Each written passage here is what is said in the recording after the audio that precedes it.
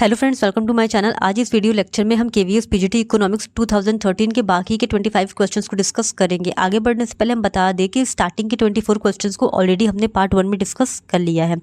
अगर आपने अभी तक उस वीडियो को नहीं देखा है तो उसका लिंक डिस्क्रिप्शन में है, आप पहले जाके उसे देख सकते हैं। और अगर आप टीजीटी पीजीटी इकोनॉमिक्स के और भी प्रीवियस ईयर क्वेश्चन पेपर को देखना चाहते हैं तो please subscribe to my channel and like this video. तो बिना देर किए चलिए वीडियो लेक्चर स्टार्ट करते हैं। तो जो हमारा पहला क्वेश्चन है, demand curve of a firm under perfect competition is option A perfectly elastic, option B perfectly inelastic, option C relatively elastic, option D relatively inelastic. तो हम सबको पता है कि in case of perfect competition firm is price taker and industry is price maker. तो firm का demand curve horizontal to X axis होगा, ठीक है, which is equal to A R.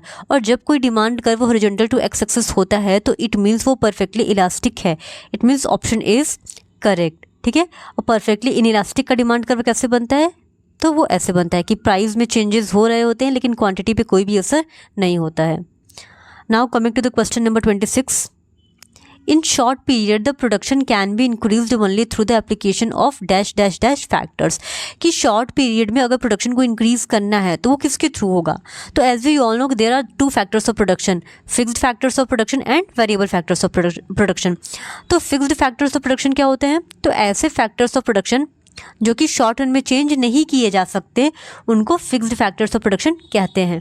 और वेरिएबल फैक्टर्स ऑफ प्रोडक्शन ऐसे factors of production होते हैं जिनको कि हम शॉर्ट रन में चेंज कर सकते हैं। तो अगर हमको शॉर्ट रन में प्रोडक्शन को इंक्रीज करना है तो उसके लिए हमको वेरिएबल फैक्टर्स ऑफ प्रोडक्शन में ही चेंजेस करने होंगे, जो कि जनरली हमारा लेबर होता है। तो option B would be correct. Now question number 27, if elasticity of demand is infinity, equilibrium price dash dash dash no matter supply increases or decreases। कि जब elasticity of demand infinity है यानी infinite है तो price क्या होगा? ठीक है, option A increases, option B remain same, option C decreases, option D none of the above. तो जब इलास्टिसिटी ऑफ डिमांड इन्फिनाइट होता है तब प्राइस हमारा फिक्स रहता है, बट डिमांड में अपने आप चेंजेस होते रहते हैं, ठीक है। तो प्राइस क्या है हमारा? कांस्टेंट, यानी कि ये हो जाएगा option B remains same. Question number 27, as per the law of variable proportion when marginal product starts diminishing the behavior of total product would be option A TP remains constant, option B TP decreases at increasing rate, TP option C TP decreases at diminishing rate, option D TP increases at diminishing rate। यहाँ पे पूछा है कि law of variable proportion में जब MP हमारा कम होने लगता है या डिमिनिश होने लगता है उस टाइम TP कैसा बिहेव करता है, यानी TP क्या होता है? जब TP क्या होता है, TP कैसा रहेगा जबकि MP डिमिनिश हो रहा है या डिक्रीज़ हो रहा है। तो इसके लिए हमको TP और MP के रिलेशन को पता होना चाहिए। तो हम सबको पता है कि जब MP इंक्रीज़ करता है तो TP भी इंक्रीज़ करता है, लेकिन कौन सी रेट से? तो इंक्रीजिंग रेट से। जब MP डिक्रीज़ होता है लेकिन अभी भी क्या है, पॉजिटिव है, उस टाइम TP हमारा इंक्रीज़ करता है लेकिन डिमिनिशिंग रेट से। और जब MP ज़ीरो हो जाता है उस टाइम पे TP मैक्सिमम होता है। और जब MP निगेटिव हो जाता है उस टाइम TP डिक्रीज़ होना स्टार्ट कर देता है। तो इसका सही आंसर क्या होगा कि जब MP हमारा डिक्रीज़ हो रहा है तो TP कैसा होगा? तो TP डिक्रीज़ होने लगेगा, TP इंक्रीज़ करेगा लेकिन डिमिनिशिंग रेट से। यानी TP इंक्रीज़ तो ज़रूर होगा लेकिन उसका रेट इंक्रीज़ करने का क्या होगा? तो डिक्रीजिंग रेट से वो इंक्रीज़ करेगा। Option D is correct. Question number 29, when average cost falls then. कि जब एवरेज कॉस्ट फॉल करता है तब option A MC is less than AC, option B MC is greater than AC, option C MC is equals to AC, option D MC equals to 0। तो इसके लिए हमको AC और MC का relation पता होना चाहिए। तो चलिए पहले डायग्राम बना लेते हैं। तो ये हुआ AC और ये रहा MC। तो डायग्राम देखे ही पता चल रहा है कि जब AC क्या हो रहा है, जब AC फॉल हो रहा है उस टाइम MC क्या है? MC is less than AC, यानी option A is correct. Question number 30, under perfect competition and short run a firm would continue to produce provided. कि perfect competition and short run में firm कब तक production करती रहेगी, ठीक है। यानी क्वेश्चन में ये पूछा है कि परफेक्ट कंपटीशन में और शॉर्ट रन में कब तक फर्म प्रोडक्शन कंटिन्यू रखेगी। तो हम सबको पता है कि जब तक फर्म वेरिएबल कॉस्ट को रिकवर कर रही है तब तक वो क्या करेगी, प्रोडक्शन कंटिन्यू रखेगी। तो when TR equals to TVC या when AR equals to AVC, total revenue TVC के बराबर जब तक हो और जब तक एवरेज रिवेन्यू AVC के बराबर हो, इन दोनों में से कोई भी होगा तब तक वो प्रोडक्शन कंटिन्यू रखेगी। यानी यहाँ पे क्या दिया है, it is able to recover its variable cost. हाँ, तो वो तभी तक कंटिन्यू रखेगी प्रोडक्शन करना जब तक कि वो अपना कम से कम वेरिएबल कॉस्ट तो रिकवर कर ही ले, ठीक है। तो option A will be correct. Now coming to the question number 21, question number 31। तो price discrimination is possible in dash dash dash competition. तो प्राइस डिस्क्रिमिनेशन कौन से कंपटीशन में या कौन से मार्केट में होता है। Option A perfect competition, option B monopoly, option C monopolistic, option D oligopoly. तो हम सबको पता है कि प्राइस डिस्क्रिमिनेशन मोनोपोली मार्केट का एक कैरेक्टरिस्टिक्स है, क्योंकि मोनोपोली मार्केट में लार्ज नंबर ऑफ बायर्स होते हैं बट सिंगल सेलर होता है। तो डिमांड वहाँ पे ज़्यादा होती है लेकिन सप्लाई क्या होगी, कम होगी। तो जिसका फ़ायदा कौन उठाता है, तो मोनोपोली उसका फ़ायदा उठाता है। तो option B will be correct. Now question number 32, a firm will shut down rather than carry on producing in the short run if option A AR is less than ATC, option B TR is less than TVC, option C MR is less than MC, option D price is less than AR। तो अभी हमने just देखा था कि firm कब shut down stage में जाती है, कब फर्म शट डाउन होती है, तो जब कि उसका टोटल रिवेन्यू कम हो जाता है टोटल वेरिएबल कॉस्ट से, या उसका एवरेज रिवेन्यू कम हो जाता है एवरेज वेरिएबल कॉस्ट से। तो या तो ये कंडीशन फुलफिल हो या तो ये कंडीशन। जब वो इन दोनों में से कोई भी फुलफिल नहीं कर पाएगी तो वो क्या करेगी, शट डाउन हो जाएगी। तो option B is correct. Question number 33, kinked demand curve is a characteristics of. Kinked demand curve किसका कैरेक्टरिस्टिक्स है। Option A duopoly, option B perfect competition, option C monopoly, option D oligopoly. तो oligopoly market का ही characteristics है kinked demand curve, जिसको दिया किसने था, तो पॉल स्विजी, जो कि एक अमेरिकन इकोनॉमिस्ट थे। अब next question, question number 34, the term FAD coined by professor Amartya Sen stands for. Amartya Sen द्वारा जो FAD का टर्म दिया गया था उसका फुल फॉर्म क्या है, बेसिकली यहाँ पे ये पूछा है। तो इसका सही जवाब है option D food availability decline, ठीक है। हम लोगों ने भी कल के लेक्चर में ही देखा था कि अमर्त्य सेन को 1998 में वेलफेयर इकोनॉमिक्स के फील्ड में नोबेल प्राइज़ मिला था। इनकी थियोरी कौन सी थी, तो द सोशल चॉइस थियोरी इनका उस थियोरी का नाम था। अब question number 35, according to Ricardian theory of rent, rent is a, ठीक है। रिकार्डियन थियोरी जो है रेंट का, उसमें रेंट क्या है, तो option A economic surplus, option B differential surplus, option C payment for the use of building, option D payment for the use of land. तो क्या होता है, चूँकि रिकॉर्डो की थ्योरी में डिफरेंट लैंड पर डिफरेंट रेंट देना पड़ता है, तो इसका आंसर ऑप्शन बी यानी डिफरेंशियल रेंट डिफरेंशियल सरप्लस होगा। फिर next question, question number 36, the term quasi rent was introduced by. तो ये तो हम सबको पता है कि क्वासी रेंट अल्फ्रेड मार्शल ने दिया था, यानी ऑप्शन डी इज करेक्ट। अब question number 37, the innovation theory of profit was given by. The innovation theory of profit है वो किसने दिया था, तो option A professor Schumpeter, option B Clark, option D FB Hawley, option D Frank H Knight. तो ये किसने दिया था, ये दिया था प्रोफेसर शुम्पिटर ने। अब प्रोफेसर JB क्लार्क ने कौन सी थ्योरी दी थी, तो क्लार्क की थ्योरी का नाम था डायनेमिक थ्योरी ऑफ प्रॉफिट, वही नाइट की थ्योरी का नाम था अनसर्टेनिटी बियरिंग थ्योरी, और हॉले ने कौन सी थ्योरी दी थी, तो रिस्क थ्योरी ऑफ प्रॉफिट। तो बाकी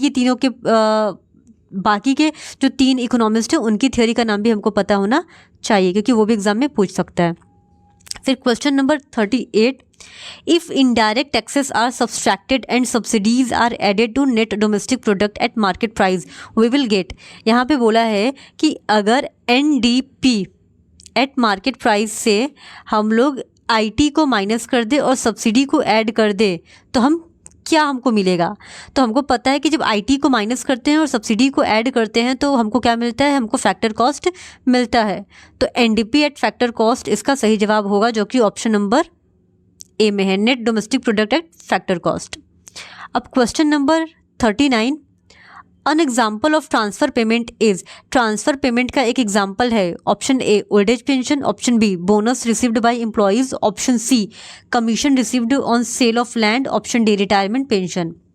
तो ट्रांसफ़र पेमेंट होता क्या है पहले ये जान लेते हैं। तो ट्रांसफ़र पेमेंट्स ऐसे पेमेंट होते हैं जो कि हमको बिना किसी सर्विस को रेंडर किए बिना मिलता है, ठीक है, यानी उसके बदले में हमको कुछ देना नहीं पड़ता, कोई सर्विस हमको नहीं देना पड़ता है, यानी ये फ्री का पैसा है। जैसे कि old age pension, old age pension जो बूढ़े लोगों को मिलता है उसके बदले में वो कोई भी सर्विस गवर्नमेंट को नहीं देते हैं, वो फ्री का पैसा होता है। जबकि जो फैक्टर पेमेंट क्या होता है, तो फैक्टर पेमेंट के बदले हमको फैक्टर ऑफ सर्विसेज प्रोवाइड करनी पड़ती है, ठीक है। तो फैक्टर पेमेंट या फैक्टर इनकम क्या होता है, जिसके बदले हमको फैक्टर सर्विसेज देनी पड़े, और ट्रांसफ़र पेमेंट क्या होता है, जो कि फ्री में मिले, ठीक है। अब question number 40, the income of self employed is referred as, self employed income को और किस नाम से जाना जाता है, यहाँ पे ये पूछा है, तो उसको मिक्स्ड इनकम के नाम से जाना जाता है, यानी ऑप्शन बी इज करेक्ट। फिर question number 41, which of the following is not included in the calculation of national income, national income के कैलकुलेशन में किसको इंक्लूड नहीं किया जाता है? तो दो तरह की चीज़ें होती हैं, एक होता है फैक्टर पेमेंट, एक होता है फैक्टर पेमेंट, और एक होता है ट्रांसफ़र पेमेंट। तो अभी हमने जस्ट पढ़ा था कि ट्रांसफ़र पेमेंट क्या होता है, जो फ्री में मिलता है, जिसके बदले हमको कोई भी सर्विसेज प्रोवाइड ना करनी पड़े। जबकि फैक्टर पेमेंट क्या होता है, जिसके बदले में हमको सर्विसेज प्रोवाइड करनी पड़ती है। तो फैक्टर पेमेंट को हम लोग नेशनल इनकम में इंक्लूड करते हैं, जबकि ट्रांसफ़र पेमेंट को हम लोग नेशनल इनकम में इंक्लूड नहीं करते हैं। तो इसमें से जो अनएम्प्लॉयमेंट अलाउंस है ये हमको फ्री में मिलता है, इसके बदले में हमको सरकार को कुछ भी प्रोवाइड नहीं करना पड़ता, कोई भी सर्विस नहीं देनी पड़ती है। तो ये इसका सही जवाब हो जाएगा, ऑप्शन बी।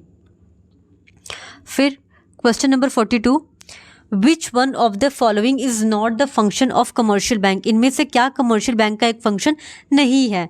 तो क्रेडिट क्रिएशन ये कमर्शियल बैंक का फंक्शन है, एडवांसिंग ऑफ लोन्स ये भी कमर्शियल बैंक का फंक्शन है, issuing of notes, note issue करना, तो नोट इशू करना कमर्शियल बैंक का फंक्शन नहीं होता है, बल्कि ये सेंट्रल बैंक का फंक्शन होता है, जो कि हमारे देश में कौन है, तो आरबीआई। तो हमारे यहाँ आरबीआई नोट छापता है, न कि कोई भी कमर्शियल बैंक।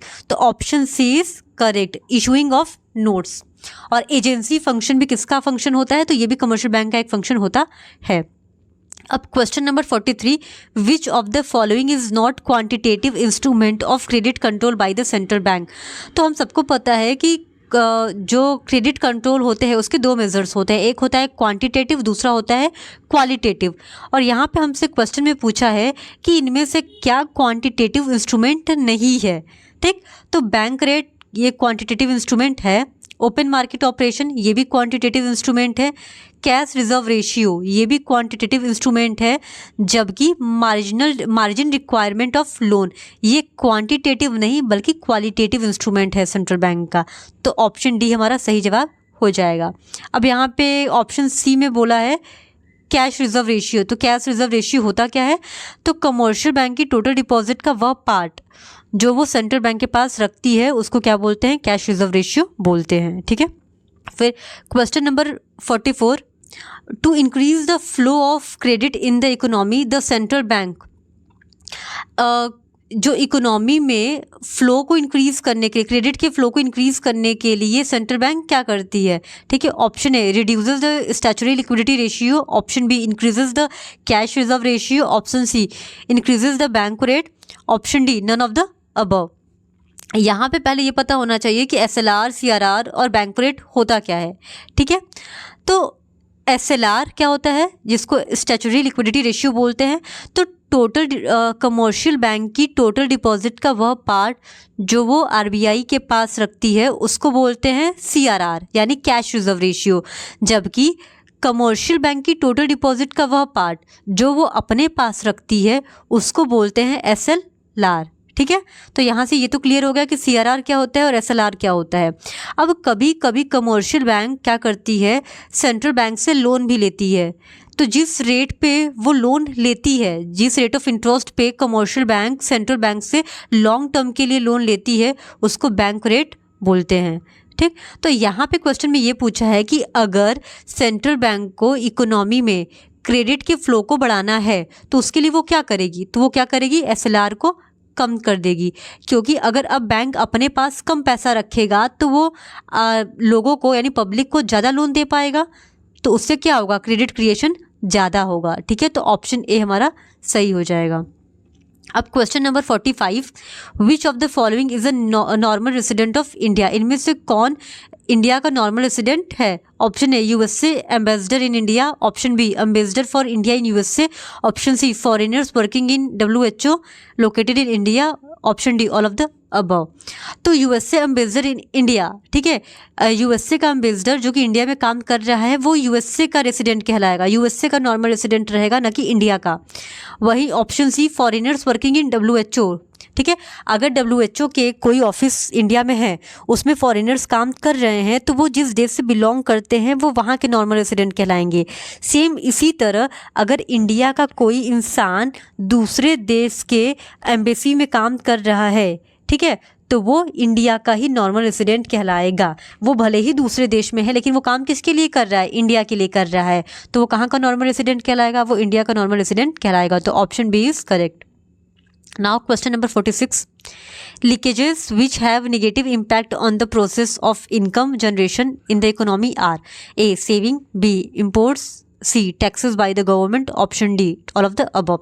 यानी जो लीकेजेस होते हैं तो उनका इम्पैक्ट कैसा पड़ता है इनकम जनरेशन के जो पूरा प्रोसेस है उस पर, ठीक है, यानी कि जो लीकेजेस होते हैं जो कि जिनका इकोनॉमी पे नेगेटिव इम्पैक्ट पड़ता है वो इनमें से क्या क्या इंक्लूड होता है उनमें, ठीक है। तो option A saving, option B import, option C taxes by the government, option D all of the above. तो इसका सही जवाब है ऑल ऑफ द अबव, क्योंकि सेविंग कर लेंगे तो वो पैसा इकोनॉमी में वापस नहीं जाएगा, यानी वो पैसा फ्लो में नहीं रहेगा।